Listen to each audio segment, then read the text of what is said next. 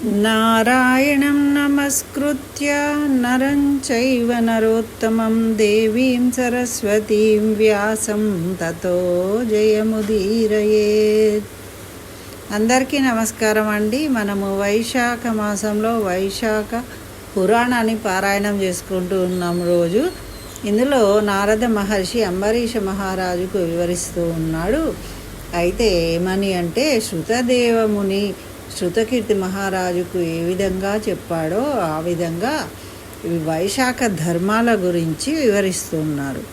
అయితే శృతకీర్తి మహారాజు శృతదేవమునిని ఏమడుగుతున్నాడంటే, వైశాఖ ధర్మములు చాలా సులభమైనవి, అఖండ పుణ్యప్రదమైనవి, విష్ణు ప్రీతికరమైనవి, ధర్మార్థకామ మోక్షాలను పురుషార్థాలను సాధించడంలో ఈ సులభంగా సాధించవచ్చు. ఈ ధర్మాలను పాటిస్తే మరి వేద నిరూపితమైనవని ఈ విధంగా ఉత్తమ ధర్మాలని చెప్తూ ఉన్నారు. కానీ మరి లోకంలో ఎందుకు ప్రసిద్ధి పొందలేదు? ఇంతటి సులభమైన ధర్మాలు అయినప్పటికీ మరి కష్టసాధ్యమైన వాటిని ఎన్నో ధర్మాలను లోకంలో పాటిస్తూ ఉన్నప్పటికీ మరి ఇంత సులభమైన ధర్మాలు ఎందుకు ప్రసిద్ధి పొందలేదు, ఆచరించడం లేదు? అందరూ కూడా చాతుర్మాసాలని ఇంకా యజ్ఞయాగాదులని ఎన్నిటినో ఆచరిస్తూ ఉన్నప్పటికీ మరి వీటిని ఆచరించకపోవడానికి కారణం ఏంటి? నా వివేకానికి అర్థం కావడం లేదు. కాబట్టి నాకు వివరంగా తెలియజేయండి అని శృతకీర్తి మహారాజు శృతదేవమునిని అడిగాడు. అప్పుడు శృతదేవుడు, మహారాజా, వైశాఖ ధర్మాలు ఎందుకు ప్రసిద్ధం కాలేదో నీకు వివరంగా తెలియజేస్తాను. ఇతర ధర్మములకు ఎందుకు ప్రసిద్ధి కలిగిందో కూడా నేను చక్కగా నీకు తెలియజేస్తాను, విను. మరి లోకంలో చాలామంది ఐహిక భోగములను, పుత్ర పౌత్రాది సంపదలను కోరుకుంటారు. మరి తామస రాజస గుణాలు ప్రధానంగా ఉంటాయి. ఇంతమందిలో ఎవరో ఒకళ్ళు స్వర్గాన్ని కోరుకొని యజ్ఞాది క్రతువులు చేస్తూ ఉంటారు. ఏది చేసుకున్నప్పటికీ వ్యామోహంతో కామ్య సిద్ధి కోసము చేసిన కర్మలే అధిక కర్మలు. ఆ విధంగానే ఏదో ఒక ప్రయోజనము కోసము, కామ్య కోరికలను తీర్చుకోవడం కోసం మాత్రమే చేస్తూ ఉంటారు. ఈ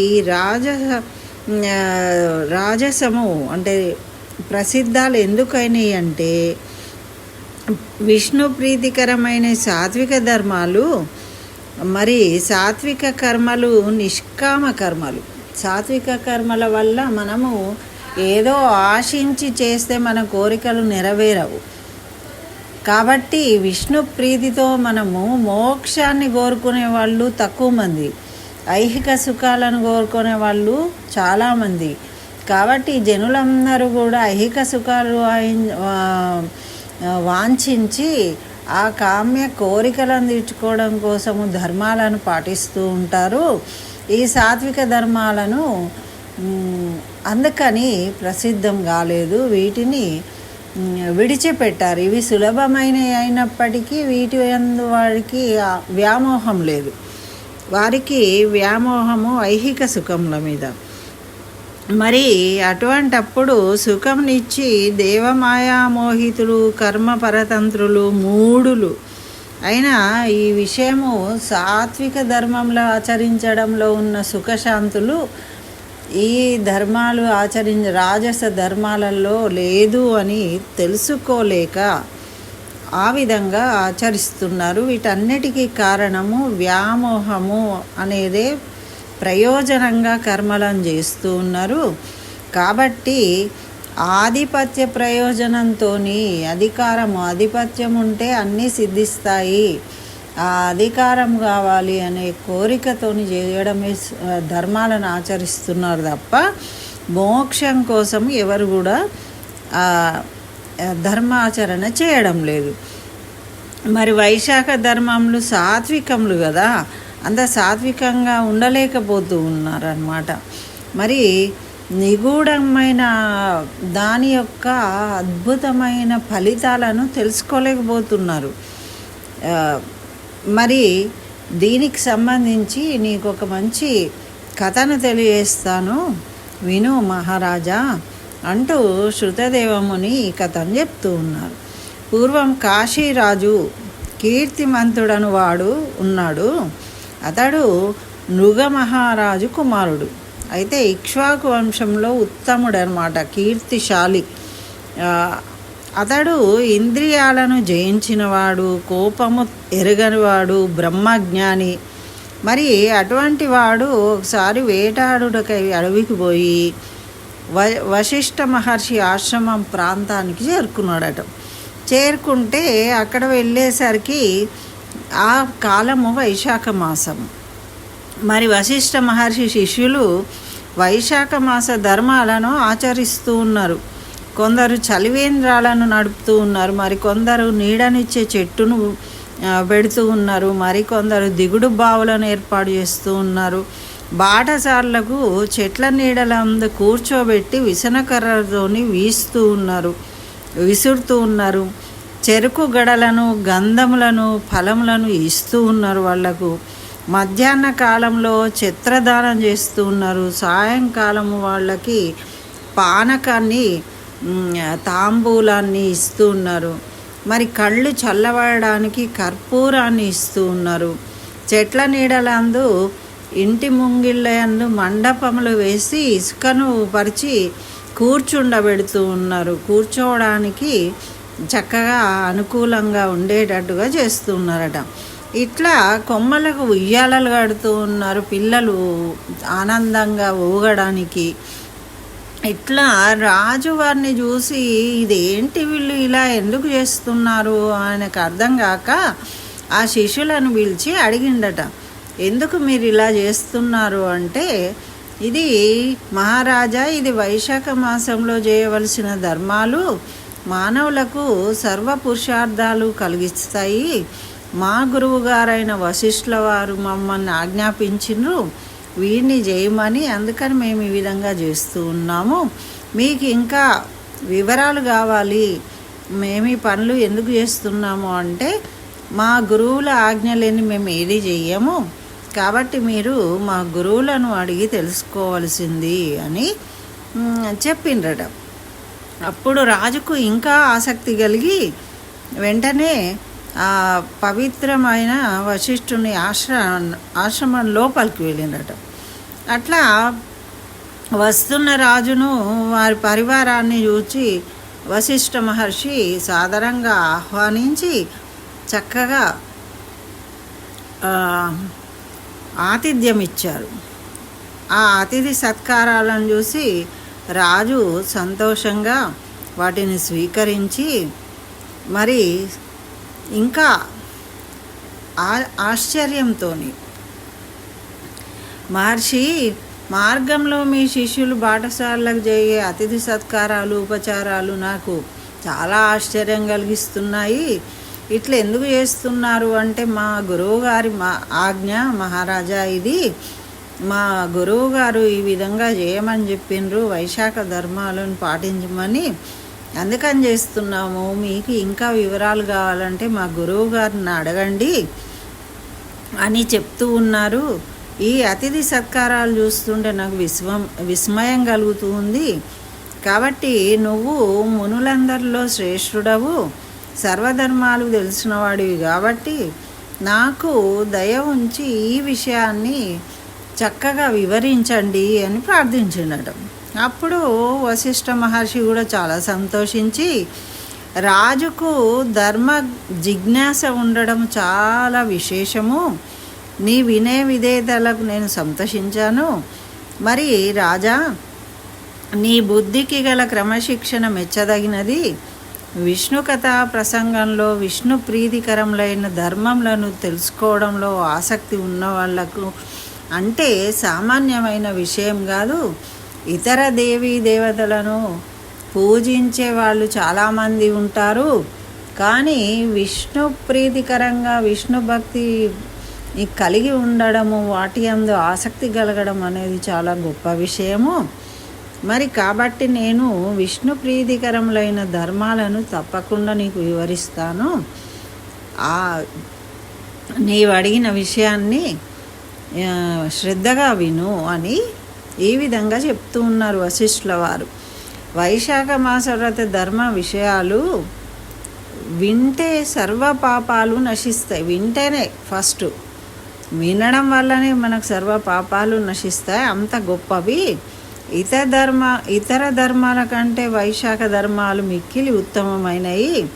మనము వైశాఖ మాసంలో చేసే స్నాన దానార్చనలను వైశాఖ మాస ధర్మాలు ఆచరించినచో అట్టి వారిని శ్రీహరి దూరముగా ఉంచడు, ప్రియంగా చూసుకుంటాడట వైశాఖ మాసం ఆచరించిన వాళ్ళను. అటువంటి వాటి యందు ఆసక్తి కనబరిచిన వాళ్ళను కూడా ప్రియంగా చూసుకుంటాడట భక్త ప్రియుడు. మరి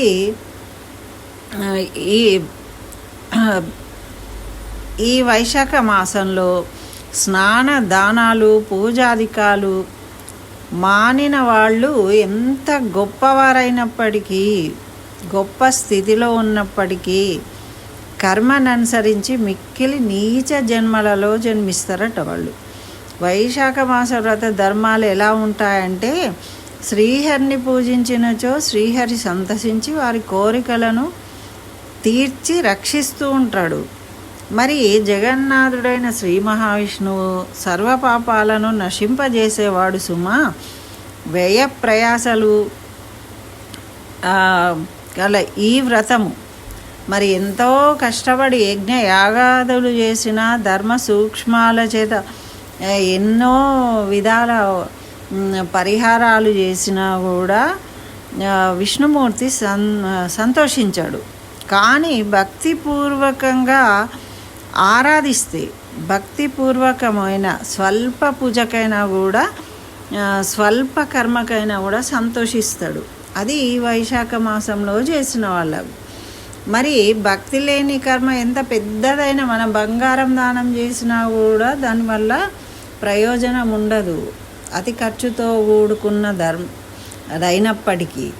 మరి భక్తితో ఒక తులసి దళం ఇచ్చినప్పటికీ ఆ శ్రీహరి సంతోషిస్తాడు. ఒక గ్లాసు నీళ్లు దానం చేసినా కూడా భక్తితో చేసినప్పుడు సంతోషిస్తాడట.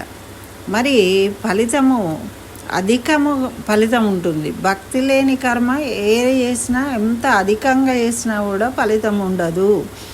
మరి వైశాఖ మాస వ్రత ధర్మాలు స్వల్పమైన వ్యయ ప్రయాసలు చేయబడిన భక్తిపూర్ణములైన కర్మల కన్నా కూడా ఎక్కువ పుణ్యాన్ని కలిగిస్తాయి.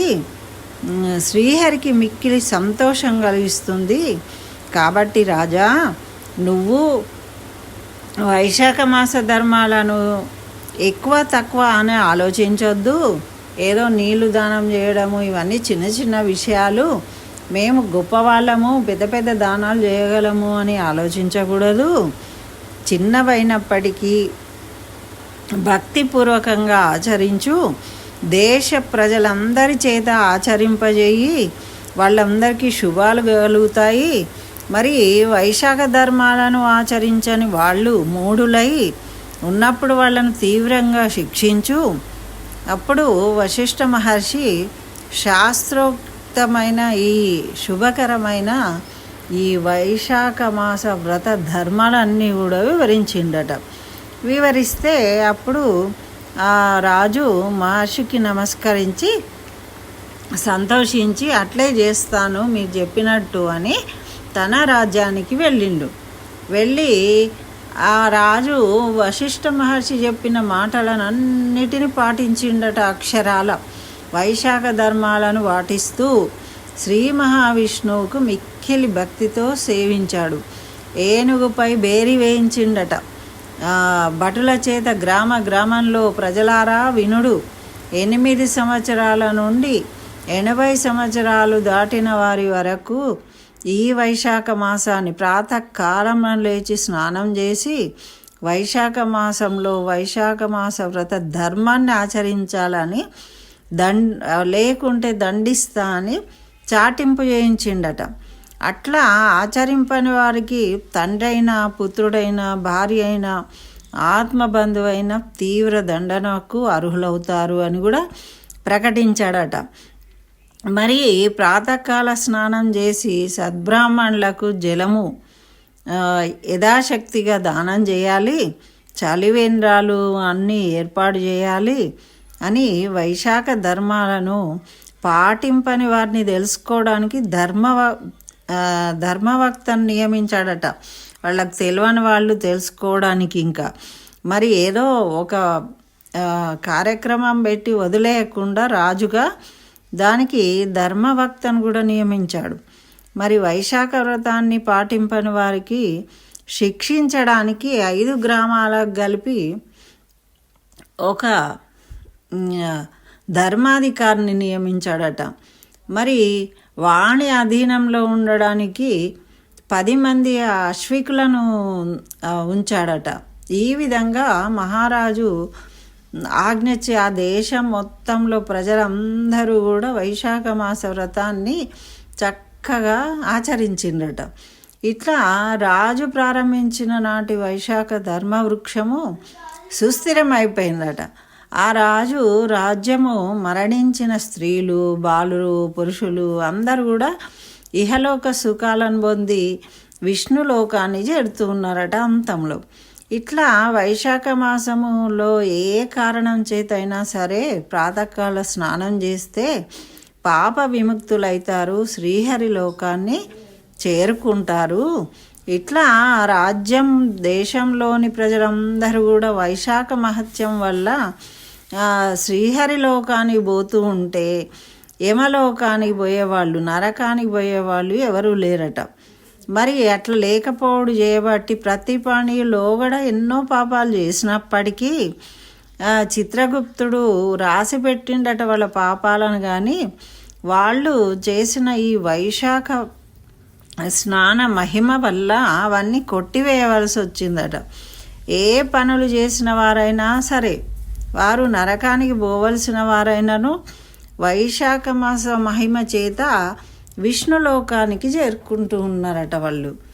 అయితే ఈ విధంగా చిత్రగుప్తునికి జనుల పాపాలను రాసి కొట్టివేయడము, అతడు ఊరుకున్నాడట. ఇక రాయాల్సిన పని లేదు అని చెప్పేసి, ఏ పనులు చేసిన వారైనా, వారు నరకానికి పోవలసిన వారైనా ఈ వైశాఖ స్నాన మహిమ చేత విష్ణులోకానికే పోతూ ఉన్నారు, ఇంకా మనకేం పని లేదు అని వాళ్ళు రాయడమే మానేసిండట చిత్రగుప్తుడు. ఇట్లా ఎంత గొప్ప యజ్ఞాదులు చేసినా స్వర్గానికి పోతారు కావచ్చు కానీ విష్ణులోకాన్ని పొందలేరు.